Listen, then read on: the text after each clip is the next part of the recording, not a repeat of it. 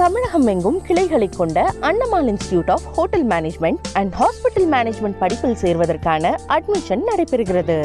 தமிழகத்தின் பல்வேறு மாவட்டங்களில் பெய்த கனமழையால் மக்களின் இயல்பு வாழ்க்கை பாதிக்கப்பட்டுள்ளது. சேலத்தில் உள்ள ஏற்காடு சுற்றுலா தலத்தில் 2 மணி நேரத்திற்கும் மேலாக கனமழை பெய்தது. இதனால் படகு இல்லம், பூங்கா மற்றும் முக்கிய காட்சி முனைகள் சுற்றுலா பயணிகள் இன்றி வெறிச்சோடி காணப்பட்டன.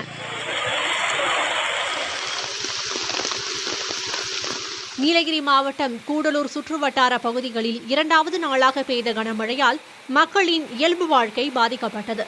தேவாலா பகுதியில் சாலையோரம் பெரிதளவில் மண் சரிவு ஏற்பட்டது. தருமபுரி மாவட்டத்தில் அரூர், ஒகேனக்கல், பாப்பிரெட்டிப்பட்டி மற்றும் அதன் சுற்றுவட்டார பகுதிகளில் சுமார் 2 மணி நேரம் கனமழை பெய்தது. இதனால் விவசாயிகள் மற்றும் பொதுமக்கள் மகிழ்ச்சியடைந்தனர். தூத்துக்குடி மாவட்டத்துக்கு ஆரஞ்சு எச்சரிக்கை விடுக்கப்பட்ட நிலையில் தருவைக்குளம், வெள்ளப்பட்டி, துபாசுப்பட்டி மற்றும் தூத்துக்குடி புறநகர் பகுதிகளில் இடி மின்னலுடன் பலத்த மழை பெய்தது. ஆவல்நத்தம் அருகே ஆடு மேய்க்க சென்ற சிவப்பு எச்சரிக்கை விடுக்கப்பட்ட நிலையில் மேற்கு தொடர்ச்சி மலை மாவட்டத்துக்கு சிவப்பு எச்சரிக்கை விடுக்கப்பட்ட நிலையில் மேற்கு தொடர்ச்சி மலை பகுதிகளில் கனமழை பெய்தது.